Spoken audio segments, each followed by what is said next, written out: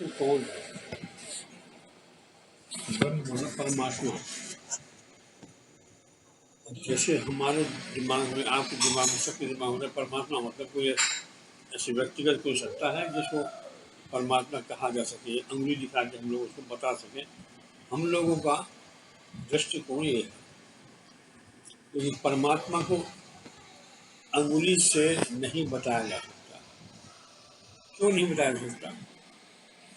कि परमात्मा विराट है और उसका कोई आदि अंत नहीं है,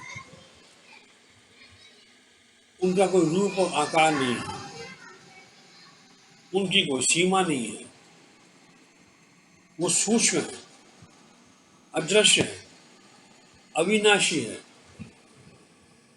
यहाँ तक कि वो नित्य नित्य ही नए नए आयामों को जन्म देते रहते हैं। लगातार वो बढ़ते ही रहते हैं। ब्रह्म विकसित होता रहता है, इसीलिए उसको ब्रह्म बोलते हैं। तो जिसके अंदर ब्रह्म ज्ञान प्रकट हो जाता है, जो परमात्मा को अपने अंतर में इस स्वरूप में पा जाते हैं, तो वो जान जाते हैं कि सूर्य, चंद्रमा और इतने बड़े बड़े ग्रह मिट्टी के कण के बराबर हैं असल में। क्यों? कि वो इतने विराट हैं कि सूर्य चंद्रमा नगण्य दिखते हैं। जैसे एक छोटा सा बच्चा हो, हम उसको परमात्मा का स्थान समझ लेंगे, वो एक परमात्मा है, और उसके हाथ में एक छोटा सा खेल हो जिसमें छोटी छोटी नन्ही नन्ही गोलियां हों, नहीं ऐसे खींचते हैं, गोलियां अंदर आगे चली जाती है, कोई गोली कहाँ चली जाती है, कोई गोली कहाँ चली जाती है। इस प्रकार आप समझो। तो परमात्मा इतने विराट है कि वो अपनी उनकी मर्जी से ये छोटी छोटी जो गोलियां हैं, सूर्य, चंद्रमा और जितने भी ग्रह नक्षत्र हैं, अरबों की संख्या में है, वो उनके आदेश से ही घूमते रहते हैं। अगर वो चाहें तो सूर्य तेज, वो चाहें तो सूर्य अग्नि उगल सकता है, अगर वो चाहें तो सूर्य ठंडा हो सकता है। क्यों? उन्होंने चाहा कि सूर्य ठंडा हो गया, इसलिए बजरंगबली ने उनको मुंह में डाल दिया। मेरी बात समझ रहे हैं? तो परमात्मा के चाहने से ही सब कुछ होता है। सब कुछ जो आपकी बुद्धि में समा सकता है वो, और जो आपकी बुद्धि के परे है वो सब। मनुष्य की बुद्धि एक सीमा लिए हुए है। आपका मन है असीमित है, लेकिन उसके सामने मन भी कोई वैल्यू नहीं रखता है। क्यों? कि मन में आप कितनी भी कल्पना कर लो, लेकिन परमात्मा की कल्पना नहीं की जा सकती। क्यों? क्योंकि परमात्मा को कोई आदि अंत नहीं है। मन सोच सकता है इतना होगा, इतना होगा, इतना होगा, इतना होगा, लेकिन परमात्मा मन के परे है। मन के द्वारा परमात्मा को नहीं पाया जा सकता, मन के द्वारा परमात्मा अनुभव नहीं किया जा सकता। परमात्मा अपने आप में सिर्फ आप है। अगर वो चाहे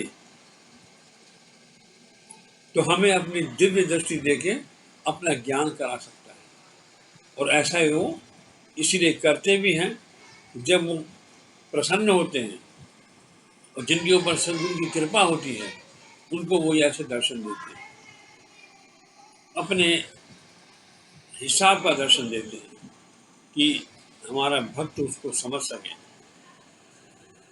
और वो है असीमित, अपार है, बिल्कुल मतलब अपरंपार है, पार के भी पार है। इसीलिए पार के भी पार बोला जा सकता कि उनका कोई आदि अंत है ही नहीं। हम जितना भी सोचेंगे वो बच जाएगा, जितना भी सोचेंगे वो बच जाएगा। क्यों? क्योंकि हम वहां तक पहुंच ही नहीं पाते, उनकी विकसित दिशा को हम देख ही नहीं सकते। मन ये बता सकता है कि बीज से वृक्ष होता है, लेकिन बीज से वृक्ष कैसे बनता है ये मन नहीं बता सकता।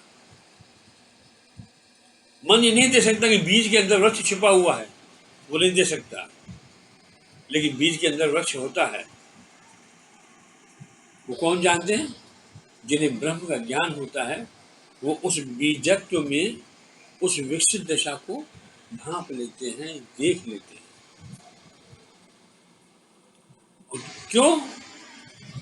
क्योंकि आत्मा हमारे अंदर परमात्मा का बीज है। सर में वो जब आत्मा में झांकते हैं ना, तो परमात्मा का स्वरूप उनके सामने प्रकट हो जाता है।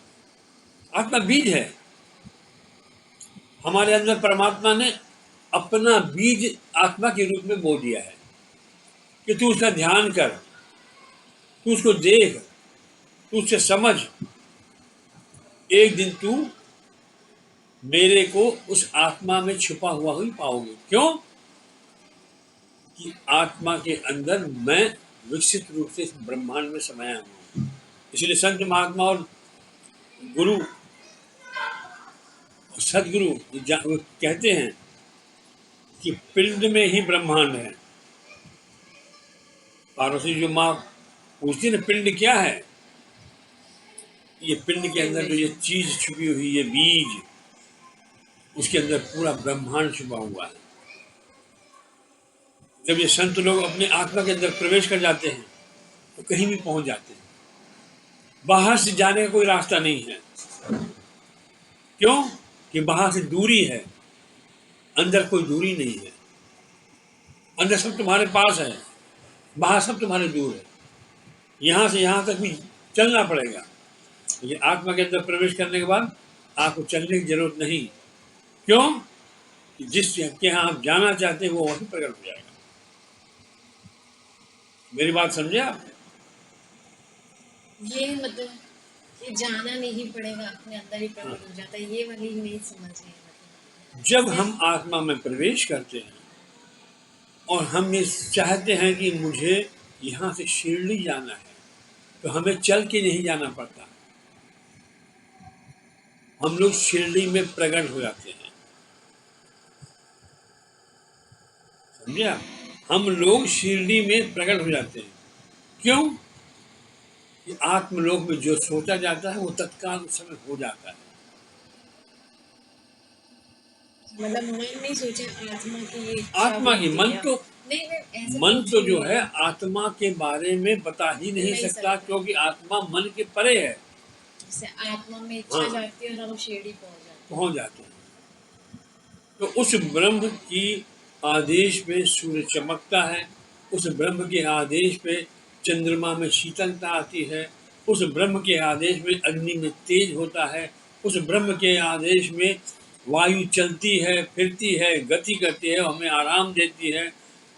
उस ब्रह्म के आदेश से ये आकाश लगातार विकसित होता है, बढ़ता रहता है। रोज नए नए गैलेक्सी में रोज नए नए नक्षत्र पैदा होते रहते हैं और लीन होते रहते हैं। पता नहीं कितने नक्षत्र उसमें गायब हो जाते हैं, मालूम ही नहीं पड़ता, और पता नहीं कितने नक्षत्र उसमें से अपने आप प्रकट हो जाते हैं, मालूम ही नहीं पड़ता। ये कैसे होता होगा? जब एक वैज्ञानिकों ने जब देखा कि ये ग्रह इतने दिन पहले था, कहाँ गया, मालूम हुआ वो गायब हो गया। इतना बड़ा ग्रह गायब कैसे हो सकता है? पता पड़ा कि ब्रह्मांड के अंदर ब्लैक होल करके कोई ऐसी चीज है जो वहाँ जहाँ कोई भी वहाँ उसके निकट पहुंचता है वो उसको निकल लेता है। तो निकल के जाता कहाँ पे है? पृथ्वी से 10 करोड़ गुने बड़े बड़े पिंड गायब हो गए। तो कहाँ गायब हो गए? ईश्वर चाहे तो उनको गायब कर सकता है, ईश्वर चाहे तो प्रकट कर सकता है। तो उसी ब्रह्म ज्ञान को पाने के लिए एक सेठ जी भगवान साईनाथ के पास पहुंचते कि मैंने सुना है कि आप ब्रह्म ज्ञान दे देते हैं, आप बहुत दयालु हैं, अब मुझे भी ब्रह्म ज्ञान दीजिए। साईं बाबा कहते मेरे पास तो ऐसे ऐसे लोग आते हैं जिनको पुत्र चाहिए, पैसा चाहिए, दुख दर्द उनके रोग मिटाने वैसे चाहिए, किसी को जमीन चाहिए, किसी को जायदाद चाहिए, किसी को नाम चाहिए। तुम ही एक ऐसे ब्रह्म के पिपासु आए हो इतने इतने कि तुमको ब्रह्म का ज्ञान चाहिए और मैं दूंगा, क्योंकि मेरा सब काम सब नगद में होता है। ब्रह्म ज्ञान किसको प्राप्त होता है? जो समर्पित हो सकता है। ब्रह्म ज्ञान किसे प्राप्त होता है? जो त्याग कर सकता है। ब्रह्म ज्ञान किसको प्राप्त होता है? जो अपना सब कुछ छोड़ के ईश्वर में लीन होना चाहता है, उन्हें ब्रह्म ज्ञान मिल जाता है। तो बाबा उनकी परीक्षा लेते हैं, उसकी कथा आगे आपको सुनिए।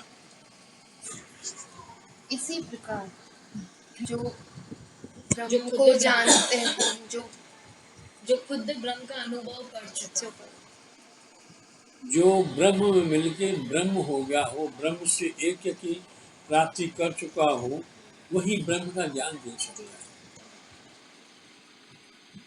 जब इस व्यक्ति को ब्रह्म ज्ञान की जानने की इच्छा हुई, तो ये आदमी ये नहीं समझ पाएगा जिससे मैं ब्रह्म ज्ञान लेने जा रहा हूँ वो स्वयं ब्रह्म होगा।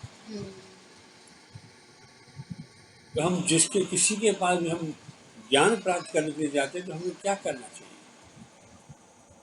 उसके प्रति पूर्ण विश्वास रखना चाहिए, दृढ़ विश्वास रखना चाहिए कि वह सब हमें दृढ़ विश्वास और श्रद्धा के साथ उनके चरणों में अपने आप को समर्पित कर देना चाहिए। अपने आप को समर्पित कर देना चाहिए।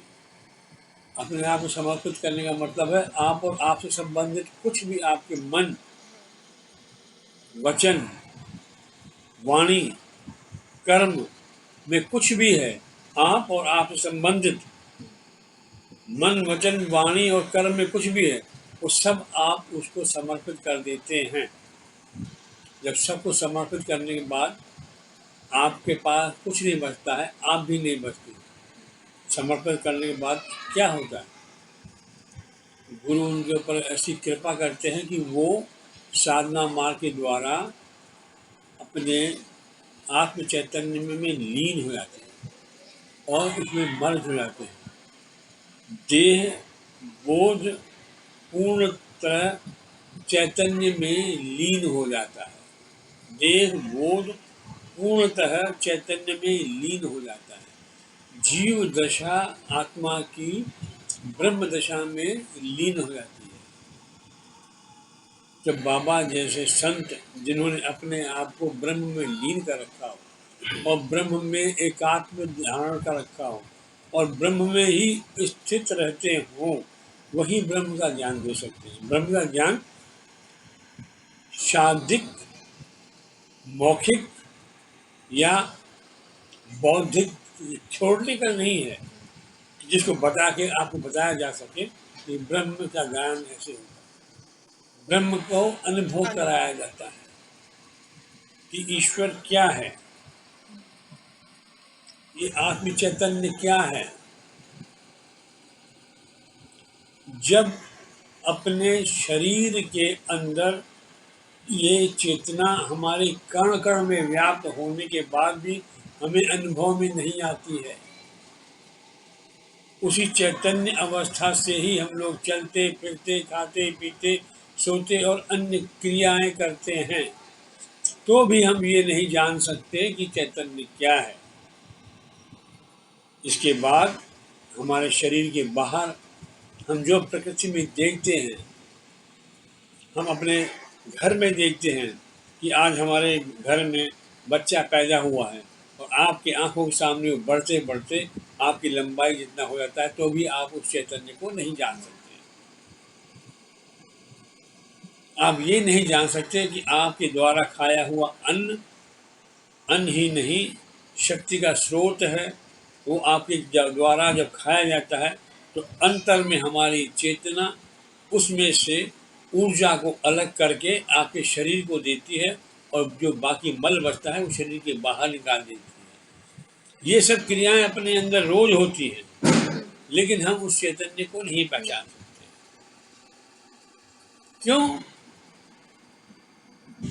क्यों नहीं पहचान सकते? क्योंकि हमारा ध्यान ही इस तरफ नहीं रहता, बोध में ही नहीं रहते हैं। हम अपने बारे में कुछ जानते ही नहीं, पहली बात। और हमारे आंखों के सामने जो बाहर प्रकृति है, जो कुदरत है, जो ईश्वर की बनाई हुई सब वस्तुएं हैं, उसके प्रति भी हम लोग देखते हुए भी अनदेखे करते हैं, जानते हुए भी अनभिज्ञ रहते हैं, होश में रहते ही नहीं हैं, बेहोशी की हालत में चलते हैं। तो हम चैतन्य में ही घूम रहे हैं, फिर रहे हैं, चल रहे हैं, फिर रहे हैं। जैसे एक मछली, छोटी छोटी मछलियां, बड़ी मछलियां समुद्र के अंदर रहती हैं, उसी में जीती हैं, उसी में खाती हैं, उसी में मर जाती हैं, उस पानी में ही रहती हैं। उसी प्रकार हर जीव इस ब्रह्म में, इस चैतन्य में रहता है, खाता है, पीता है, सोता है और अंत में इसी में ही अपने आप को मर जाता है, उसकी मृत्यु हो जाती है। उसका शरीर जिस मिट्टी का बना होता है उस पांचों तत्वों में विलीन हो जाता है। फिर भी हम लोग जागते नहीं हैं, हम लोग सोए हुए रहते हैं, हम लोग बेहोशी की स्थिति में रहते हैं और बेहोशी की स्थिति में कोई भी किया हुआ कार्य हमें कर्म बंधन में ही डाल देता है और हम उसी कर्म बंधनों में पिसते चले जाते हैं। जन्मों से हम लोग इस कर्म बंधनों में उनका हिसाब दे देते, हमारा जीवन पूरे का पूरा इस कर्मों में लीन हो गया हमने, तो भी हम लोग कभी जागे नहीं। जब हमारे अंदर जागने की प्रवृत्ति होती है, जागने की हम लोगों को जिज्ञासा होती है, तब हम लोग सोचते हैं कि हम कैसे जागे। तब हमें गुरु की आवश्यकता होती है कि क्यों, कि हम लोग सुन रखा है कि गुरु के द्वारा हमारा अंतर जग सकता है। तो ये जो ब्रह्म ज्ञान का पिपासु था वो भी साईं बाबा को ढूंढते ढूंढते शिरडी पहुंच जाता है और ब्रह्म ज्ञान के लिए साईं को प्रेरित करता है। और ये भी साईं की लीला है, ये साईं की बहुत बड़ी लीला है। बाबा कहते हैं कि मेरे जो भक्त हैं इस ब्रह्म के विषय में पूछते ही नहीं है, अध्यात्म के विषय में जागते ही नहीं है। तो उन्होंने ऐसी रचना रची कि ब्रह्म ज्ञान के पासों को वहां खड़ा कर दिया, वहां ले आए। उनके द्वारा उन्होंने प्रश्न पूछा और उस व्यक्ति को अपना माध्यम बनाते हुए उन्होंने ब्रह्म की दीक्षा अपने सभी भक्तों को दी। आगे बढ़िए।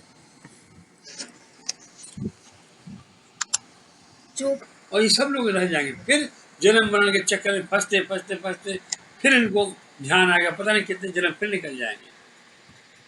तो जब मैं स्वयं इनको ईश्वर का दर्शन कराने के लिए, ईश्वर का साक्षात्कार कराने के लिए, ब्रह्म का साक्षात्कार कराने के लिए बैठा हूँ, तो इनके मन में यह प्रश्न आता ही नहीं कि ब्रह्म क्या है, ईश्वर क्या है।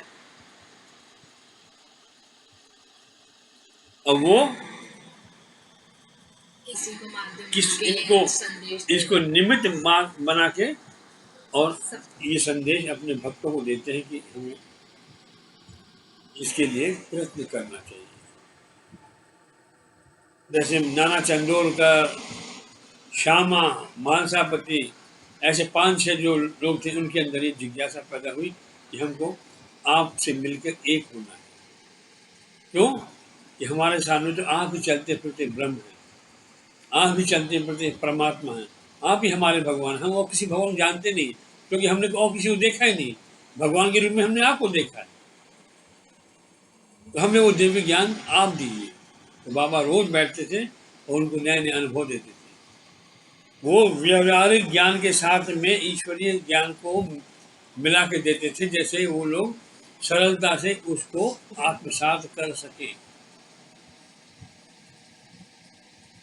सरलता से आप कर सके, वो सरलता से आप करते भी थे। आगे बढ़ो। इस ब्रह्म जिज्ञासु की जेब में नोटों की एक गड्डी थी जिसमें 250 रुपए से भी अधिक राशि थी और साईनाथ ये जानते थे। और क्या ब्रह्मार्ती ये नहीं जानता था? क्या उसके पास ये देखने के लिए आंखें नहीं थी? लेकिन उसकी इच्छा प्रबल होती है किसी भी चीज को पाने के लिए, तो आप लोग पाने के लिए प्रयत्न करते हैं ना। हाँ। कोई भी संसारिक वस्तु भी पाने के लिए आप लोग कितना प्रयत्न करते हैं। अपना सब कुछ लगा सब देते हैं। कुछ ऐसे ही ब्रह्म ज्ञान प्राप्त करने के लिए हमारे अंदर जिज्ञासा और तलब होनी चाहिए। जब जिज्ञासा और तलब होती है तो मालिक ये देखते हैं कि इसको तलब अब कितनी है, देखा जाए तलब कितनी है, और वो उसकी परीक्षा लेता है कि कितनी तलब है उसकी। जब देखता है कि नहीं ये तलब इसकी है, चाहे वो कठिन रास्ते से इसको गुजारा जाए, चाहे विपरीत परिस्थितियों से उसको गुजारा जाए, पर इनको ब्रह्म पाने की अत्यंत लालसा है, तब परमात्मा इसके ऊपर प्रसन्न होते हैं। और जब परमात्मा प्रसन्न होते हैं तभी उसका भाग्योदय होता है। मेरी बात समझे आप? हाँ जो ब्रह्म पद के यश से विरक्त व अप्रभावित रहता है, केवल वही ब्रह्म विद्या यानी ब्रह्म ज्ञान का अधिकारी है, क्योंकि वे वापस बनाइए। जो ब्रह्म पद यानी जो ब्रह्म पद हाँ यानी हिरण्य गर्भ पद के यश से विरक्त व अप्रभावित रहता है, केवल वही ब्रह्म विद्या का अधिकारी है, क्योंकि वे सभी वस्तुओं से विरक्त है। विरक्त चाहे ब्रह्म तत्व उपदेश कोई भी दे, क्या वह हर किसी भी चीज से अटैचमेंट नहीं है। आसक्ति न हो। जब हम लोग आसक्ति रहित होते हैं तब हम उसके अधिकारी बन सकते हैं। और विरक्ति भी ऐसी कि हमें हिरण्यगर्भ मतलब सोने का भंडार, हिरण्य का होता है भाई, ईश्वरीय भंडार, जैसे कुबेर का, लक्ष्मी का भंडार भी उसके सामने रख दिया जाए, फिर भी उसको कोई अटैचमेंट नहीं आए। विरक्ति मेरे किस काम का है, किस काम का है मेरे लिए, मेरे काम का नहीं। वैसे विरक्तिवान पुरुष को ब्रह्म विद्या ईश्वर की कृपा से सरलता से प्राप्त हो जाती है। और जिनके अंदर विरक्ति नहीं है और ब्रह्म ज्ञान प्राप्त करने के लिए उद्यत होते हैं, उनको धीरे धीरे पहले रीति रिवाजों के हिसाब से अपने घर में पूजा पाठ, यज्ञ, शास्त्र श्रवण, निधि ध्यान, ये सब धीरे धीरे करके पहले अपने मन को मजबूत करना पड़ता है। फिर जब उसका मन मजबूत होता है ये सब करते हुए, क्योंकि ये सब करते हुए आदमी जब 2 कदम चलता है तो उसका मन सोचता है क्या मतलब हमारा, ये छोड़ो, जो अपना पहले जहाँ है, जैसे हम विकारों में लीन हैं वैसे ही अच्छा है, वैसे ही रहो। फिर आदमी 2 कदम चलने के बाद वापस पीछे आ जाता है। वैसे लोगों को ब्रह्म ज्ञान एक पहाड़ की तरह होता है कि इस पहाड़ को हम चढ़ सकेंगे। वो लोग फिर अध्यात्म की ओर नहीं जाते, फिर लौट के अपने उसी सांसारिक जीवन में आते हैं और फिर दुख पीड़ा ये भोगते भोगते अपना शरीर त्याग देते हैं। और फिर जो उनका बचा है फिर नया शरीर उनको मिलेगा, किसी का भी मिले, फिर उसको भोगना पड़ेगा, फिर उसमें जो बनाएगा फिर उसको भोगना पड़ेगा, फिर उसको बनाएगा फिर उसको भोगना पड़ेगा। ये चीज चलती ही रहेगी। जैसे किसी के मन में अशांति हो, अशांत व्यक्ति कैसे जी सकता है? वो खाना भी खाएगा, पौष्टिक आहार भी खाएगा, उसकी पौष्टिकता उसका शरीर कभी भी आत्मसात ही नहीं करेगा। मन की प्रवृत्ति के द्वारा शरीर का पूरा संचालन होता है। जिनका मन शांत होता है, विचारों में दृढ़ता होती है, वो 2 रोटी और प्याज भी खा लेगा तो हमसे ज्यादा ताकतवर होता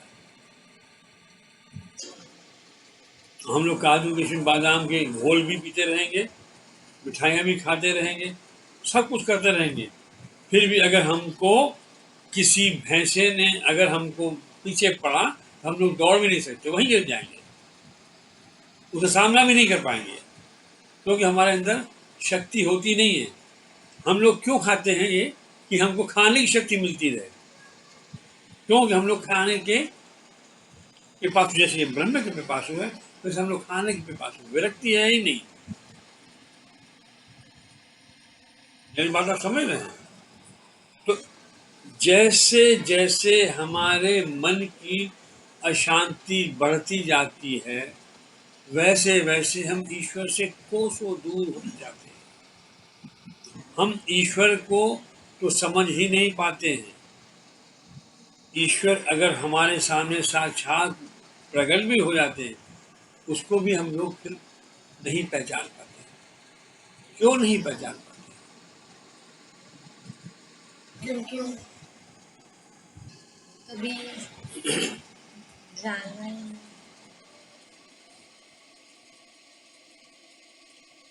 शांत मन के द्वारा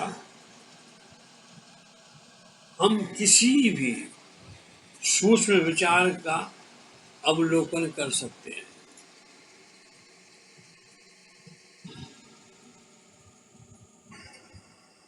हमारे अंतर में प्रेरणा आती ही रहती है, पर हम उन प्रेरणा को ले नहीं पाते। क्यों नहीं ले पाते? कि हमारा मन अशांत, अपने विचारों में उलझा हुआ। हमेशा नर्क में एक बार किसी को कोई सजा मिलती है तो वो सजा वो भोग लेता है, लेकिन मानसिक अशांति नरकों का भी बड़ा नरक है। उससे निकल पाना इतना दुष्कर है। नरक में से एक बार आदमी निकल जाता है भोग के, लेकिन मन की अशांति से भोग के निकल पाना बहुत ही कठिन होता है। तो साईं बाबा, आप ज्ञानेश्वरी, साईं ज्ञानेश्वरी सुनिए ना। हाँ, तो स्वर्ग और नरक क्या है? मन की अवस्था के ऊपर मन की बोलते हैं। अवस्थाओं का नहीं नाम स्वर्ग और नरक है। अगर हमारा मन शांत है तो हम आनंदित हैं, आनंद में हम खुश हैं, हम सब कुछ देख सुन समझ सकते हैं, सब कुछ आत्मसात कर सकते हैं। अगर ईश्वर की प्रेरणा हमारे मन के अंदर आती है तो हम उसको उनका दर्शन समझ भी सकते पा हैं, सकते उसके दर्शन पा सकते हैं। वो है स्वर्ग। और मन की अशांति हमें कुछ भी देखने, समझने, सुनने में अक्षम कर देती है। हमारी क्षमताएं खत्म हो जाती हैं। हम कहीं के भी नहीं रहते, न खुद के रहते हैं, न संसार के रहते हैं, न परिवार के रहते हैं, न ईश्वर के रहते हैं, न किसी के भी नहीं रहते। सब कुछ होते हुए भी हम लोग खाली होते हैं। वो सबसे बड़ा नरक है। नरक। साईं ज्ञानेश्वर में भगवान उसको संदर्भ को समझाते हैं। स्वर्ग और नरक हमारे मन की दिशाएं हैं। तो तुमने जो ये नरक में जो तुम जी रहे हो, जो इस मोह हो, इसमें जी रहे हो, मुझसे निकलना चाहते हो, तो उसको तुमने ही तो बनाया है। तुमने क्यों तुम ऐसे विचारधारा में गए? क्यों तुम मन की अवस्था शांति क्यों नहीं पा सकते? जैसे अपन अभी ये सीरियल देख रहे हैं काका जी का, तो काका जी को यही है, मन की अवस्था उसकी जो है अशांत अशांत है। वो बार बार सोचता है मेरी मन की शांति खो गई है, मुझे मन शांति चाहिए, मुझे मन शांति, क्योंकि मैं जी ही नहीं पा रहा हूँ। आरती कर रहा हूँ तो भी मेरे मन की अशांति लगी पड़ी है। खाता है, वो सोता है माँ तो की भी आरती करता परेशान है, है। माँ सप्तशृंगी की आरती करता है, उसकी पूजा करता है, उनका पाठ करता है, फिर भी उसका मन अशांत रहता है। तो माँ उसके ऊपर कृपा करती है, बोलती है, तुम बाबा के पास चला जा। माँ चाहती तो उसकी मन की शांति को, मैं ठीक कर सकते हैं। मन की अशांति को दूर कर सकती थी, लेकिन वो उस बात को नहीं समझ सकता। क्यों? कि मन की उलझनों को जब हम लोग खुद पैदा करते हैं, तो ईश्वर भी कहता है कि ये तो हमारे विधि विधान के अनुसार है, वो उसको तुमको खुद नहीं करना पड़ेगा। इसीलिए वो उनको गुरु के पास भेजती है। क्यों? कि उनका मन शांत है ना। जिनका मन शांत होता है वो दूसरे के मन को शांत कर सकता है। जिनका मन अशांत होगा वो दूसरे के मन को शांति कैसे दे सकता है? तभी वो बोलते हैं बाबा के पास चल जाओ। आज उन्होंने बोला शिरडी के साईं बाबा को तुमको बोला जाने के लिए, तुम वहां क्यों गए? त्र्यंबकेश्वर क्यों गए? त्र्यंबकेश्वर शिव बाबा के पास तुम क्यों गए? तुमको मैंने वहां के लिए बोला था। अब वो शिरडी खोज कर रहा है, कहाँ है शिरडी? मन की शांति जब तक हमारे अंदर नहीं है तब तक हम लोग ब्रह्म ज्ञान, आध्यात्मिकता, ईश्वर सुख, अपना आत्मिक सुख, संसारिक सुख कुछ भी हासिल नहीं कर सकते। जैसे हम लोग ध्यान में बैठते हैं तो हम लोग क्या करते हैं? अपने पहले मन मन को को शांत शांत करने की कोशिश करते हैं। तो मन जब शांत नहीं होता है, विचारों में उलझा रहता है, तो मन को ईश्वर के नाम से जोड़ देते हैं, तो कुछ हद तक वो मन हमारा शांत होता है, तब हम ध्यान में जा सकते हैं। तो ये ब्रह्म ज्ञानी का जो आया है उसको भी भगवान ये समझाने की कोशिश कर रहे हैं कि तू मोह माया में इतना फंसा हुआ है, तेरे जेब के अंदर 250 रुपये से भी ज़्यादा है और तू 5 रुपये निकाल के नहीं दे सकता है, तुमको इतनी भी विरक्ति नहीं है, तो तू ब्रह्म का ज्ञान कैसे प्राप्त करेगा? क्यों? तो ब्रह्म ज्ञान के लिए ये 5 रुपये क्या है? 5 रुपये कौन 5 से? इंद्रियां, ये 5 रुपये कौन से थे? जो 5 इन इंद्रियां इन हैं, 5 दोष है। प्राणों के ऊपर ही हमारे अंदर 5 प्राण काम करते हैं, जिसे हम पंच प्राण बोलते हैं। उसको वश में करना पड़ता है। ये 5 हमारी ज्ञानेंद्रियां हैं, उसको वश में करना पड़ता है। ज्ञानेंद्रियां क्या करती है? ज्ञानेंद्रियां तुमको बताती है कि तुमको आज मीठा खाने की इच्छा है, मीठा देखोगे तो तुम्हारा मन ललचाएगा, ये हमको कैसे मिलेगा? काम वासना वाले को उसके सामने से लड़की गुजार दो, वो सोचेगा ये लड़की मुझे कैसे मिलेगी, किसी भी हालत में मुझे मिलनी चाहिए। फिर उसको फंसाने की वो अपनी योजना बनाएगा, हथकंडे अपनाएगा, नहीं होगा फिर वो गलत कार्य करेगा। एक मन का विचार आदमी को पाप का भागी बना देता है। तो भगवान कहते हैं वो जहां से तुम्हारा मन पाप में जाता है उस जड़ को ही तुम काट दो, मन को शांत रखो, मन को विचारों से मुक्त रखो। जब तक मन में विचार नहीं आएगा तब तक तुम ऐसा कोई कार्य नहीं करोगे। तो विरक्ति का मतलब यही है, सामने हो भी पर हमारा अटैचमेंट नहीं है। समझे? तो वो व्यक्ति की बात समझा रहे हैं।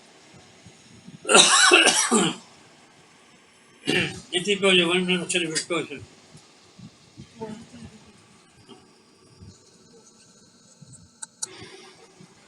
क्या बोल रहा है वो?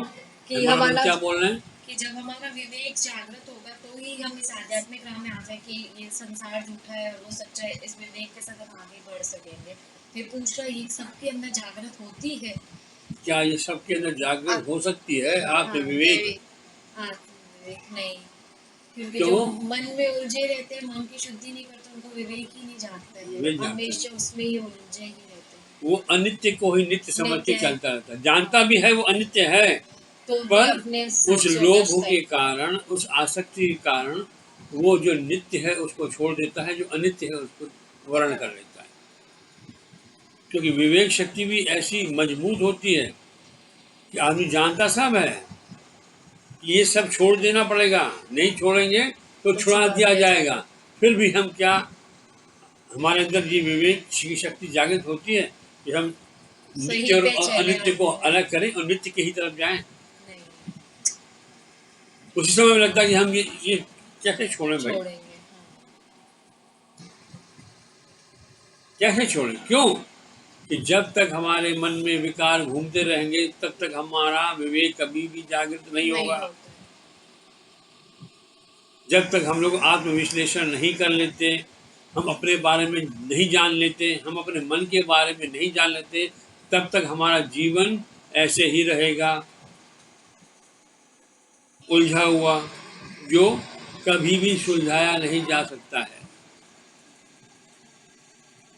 एक विचार जब आदमी को जानवर बना देता है, उसमें हम लोग अपनी क्षमता नहीं दिखाते हैं, अपने उस विचार को प्रभावी होने से नहीं रोकते हैं। तो एक विचार को जब हम नहीं रोक सकते हैं तो ब्रह्म ज्ञान के लिए जो हमें अपने पंच प्राण भी वशमूत करने पड़ेंगे, 5 ज्ञानेंद्रियों को जीतना पड़ता है, 5 कर्मेंद्रियों को अपने सत्य कर्म के चलाने के लिए प्रवृत्त करना पड़ता है। तब हम जाके ब्रह्म ज्ञान के चौराहे पे खड़े होंगे, तब हम उस रास्ते में चल सकते हैं, वरना हम नहीं चल सकते।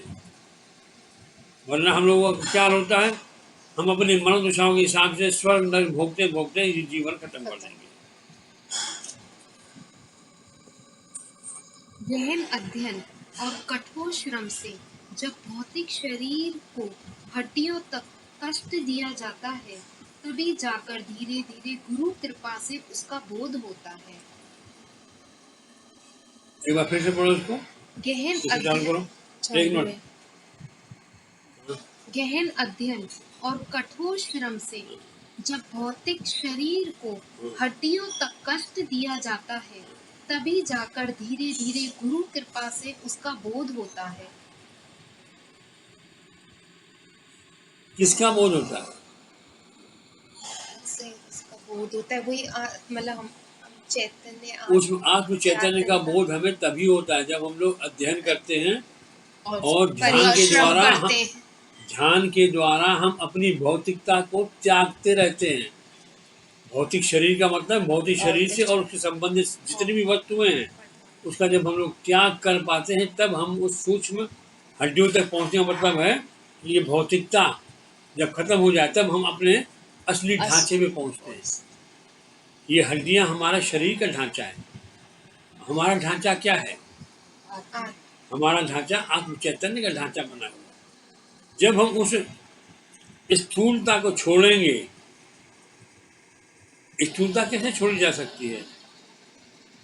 जब हम आसक्ति रहित होकर जीवन जिएंगे, तब हम उस भौतिक संसार की संसारिकता से विमुक्त हो जाएंगे, मुक्त हो जाएंगे। कैसे?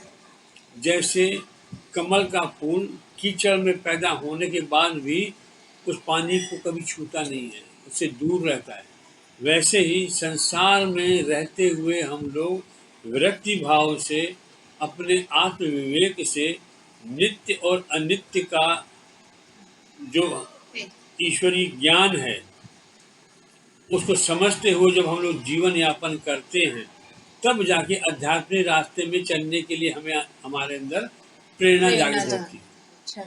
तभी हमारे ऊपर गुरु की कृपा होती है, तब हम उस रास्ते में चलने के लायक बनते हैं। समझा? आगे बढ़ो। जब ब्रह्मदेव यानी हिरण्यगर्भ सूत्रात्मा विश्व आत्मा को लिंग देह का अभिमान हो जाता है और वे सोचते हैं कि मैं ही सर्वशक्तिमान ईश्वर हूँ, मैं ही नियंता हूँ, और उन्हें अपने स्वरूप का विस्मरण हो जाता है, तब विश्व की रचना होती है। समझे आप क्या? जब ब्रह्मा जैसे देवता को भी ये अहंकार हो जाता है कि मैं ही सब कुछ करने वाला हूँ। क्यों? तो वो देखता जब परमात्मा उसे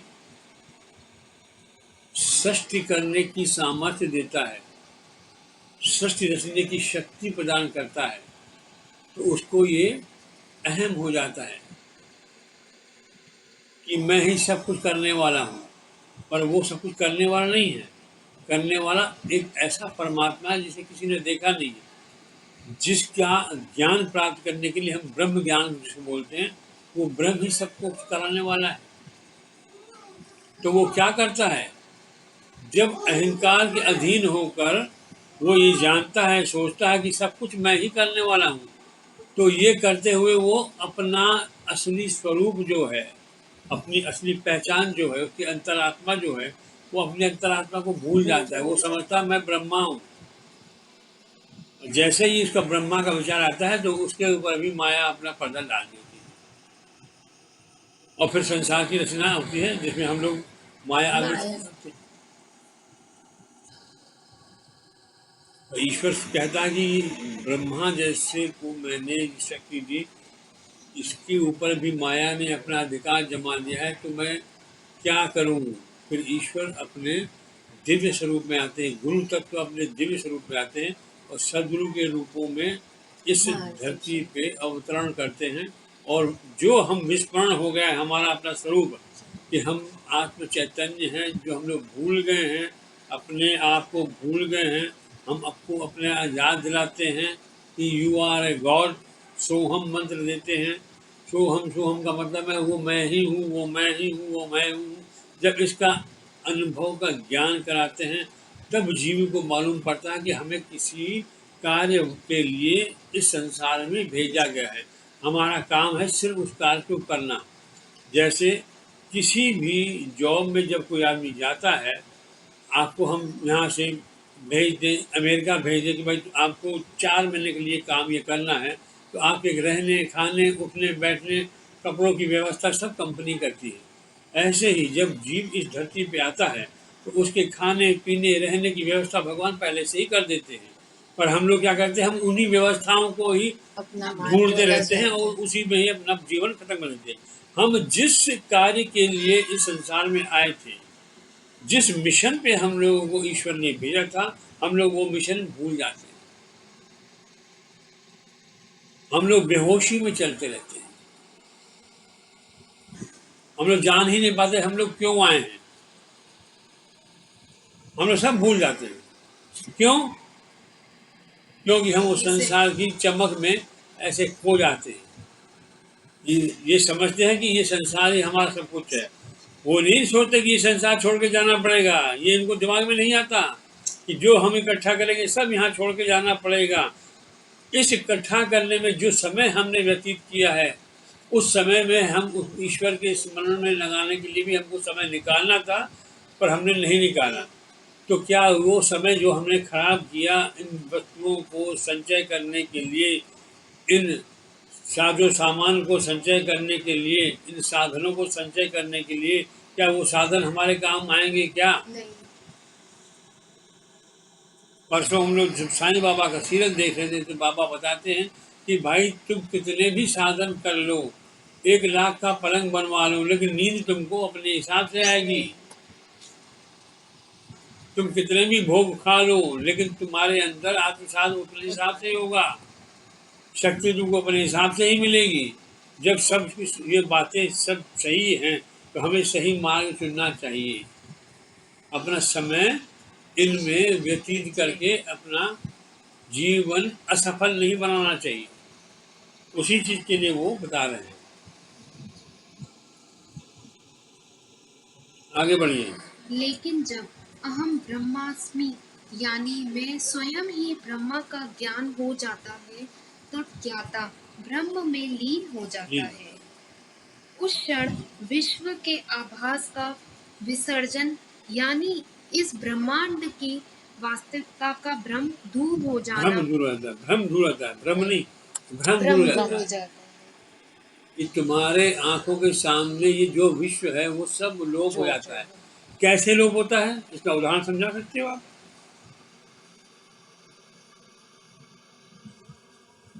कि जैसे ज्ञान उत्पन्न होता है हमारे सामने, तो फिर देखो मैं आपको जैसे सरल भाषा में समझाता हूँ।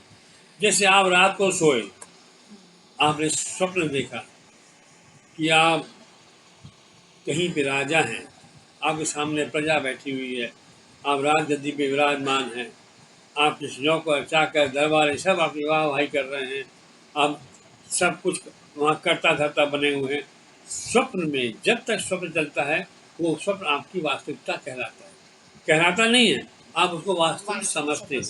पर जैसे ही आप सुबह नींद से उठते हो तो वो स्वप्न की जो वास्तविकता, वो स्वप्न का दृश्य आपके सामने से हमेशा के लिए खत्म हो जाता है। क्या वो दृश्य, क्या वो राजपाट, क्या वो ठाट रहता है? क्या नहीं रहता है। उसी प्रकार जब हमारी ये सांसारिक नींद खुलती है, जो मैंने आपको सुबह समझाया कि कैसे कुंडलनी जागृत होती है, वो सोई है तो जागती कैसे है। जब हमें इस मिशन पे भेजा गया अमेरिका, जैसे मैंने इस लड़की को अमेरिका भेजा और खा पी के अपनी मस्ती में पड़ी हुई है, बेहोशी में चल रही है और अपना सब कुछ उसने विस्मरण कर दिया। एकदम से उसको जब नींद खुलती है उसकी, अरे उसको ये याद आता मुझे मेरा तो घर भी है, तो फिर वहाँ वो नहीं रुकेगी, सीधे एयरपोर्ट जाएगी, टिकट बुक कराएगी, सीधे अपने घर आएगी। वैसे ही हमारी शक्ति जो सोई हुई है, जब गुरु की कृपा के द्वारा हमारी नींद खुलती है, ये संसारिक नींद खुलती है, हम ये माया की नींद सो रहे हैं, ये संसार को जो इस भ्रम को जो सच समझ रहे हैं, उस भ्रम में जी रहे हैं, उस जो भ्रम हमारा टूटता है तब हमारी नींद खुलती है। तब हम क्या करते हैं? डायरेक्ट उससे मिलने का प्रयत्न। हम अपने वास्तविक स्वरूप में आने के लिए जागते हैं। जब आध्यात्मिकता की तरह हम लोग जब अध्यात्म की तरफ, ईश्वर की तरफ जाते हैं, तो ईश्वर हमारा भ्रम तोड़ता है। वो बताता है, बेटा ये संसार एक स्वप्न है, तुम स्वप्न में हो, अब तुम जागो, तुम स्वप्न में अपना जीवन व्यर्थ मत करो, तुम इस स्वप्न से जागो और वास्तविकता देखो तुम कहाँ पे हो। जब वो स्वप्न से जागता कहता है कि कुछ भी नहीं संसार में। अरे हमने तो इस स्वप्न में देखा कि हमारे माँ था, बाप था, बेटी थी, पत्नी थी, बच्चे थे, अभी तो कुछ भी नहीं है। तो जैसे हम लोग स्वप्न में देखते हैं ना, हमारे राजपाल, बीबी, बच्चे सब हैं, हम लोग राज भोग कर रहे हैं, बड़ा मस्ती से खा पी रहे कर रहे हैं। वो जब सपना खत्म हो जाता है, जब हम लोग जागते हैं, वो सपना नहीं रहता है, वो झूठा था और झूठा ही रहेगा। वैसे ये सपना जब टूटता है तब हमें ये ज्ञान प्राप्त होता है ईश्वर की कृपा से, गुरु की कृपा से। तब हम जागते हैं, तब हम अपने वास्तविक स्वरूप में आते हैं। हम जो भूल गए थे अपने आप को, हमको अपना अपना याद आता है कि हम कौन हैं। अहम ब्रह्मास्मि, भाई मैं ही ब्रह्म हूँ। क्यों? कि मैं परमात्मा की औलाद हूँ, तो मैं परमात्मा तो हूँ, तो मैं क्यों भटक रहा था वहां पे? तो मेरी नींद क्यों नहीं खुली? मैं इतने सपना में इतना लीन था कि मेरी नींद ही नहीं खुली। जब ऐसी अवस्था आती है, जब गुरु की कृपा होती है, तब हमारा भाग्य जागता है। तब बाबा नहीं बोले थे आज आत्म स्वरूप में बैठे थे कि तुम्हारा भाग्य, तुम्हारा दरवाजा खटखटाता है तो अभी तुम सो रहे हो।